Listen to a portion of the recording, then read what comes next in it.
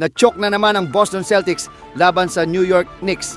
Hindi makapaniwala ang mga tao sa nangyari sa Boston na force ng Knicks ang 2 sa 9 na lead. Isa na namang epic comeback ang pinakita ni Jalen Brunson. Matindi ang depensa at leadership na ipinakita niya. Sabi nga nila, mahirap talaga kapag nasusobrahan sa pahinga sa first round. Alam mo, tuwing kondikit ang score ng Boston, parang nawawala ang momentum nila.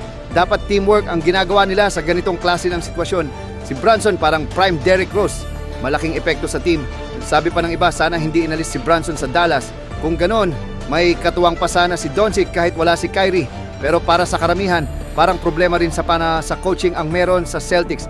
Hindi dapat ganyan ang role ni Tatum sa isang team na puro versatile at pass-first players.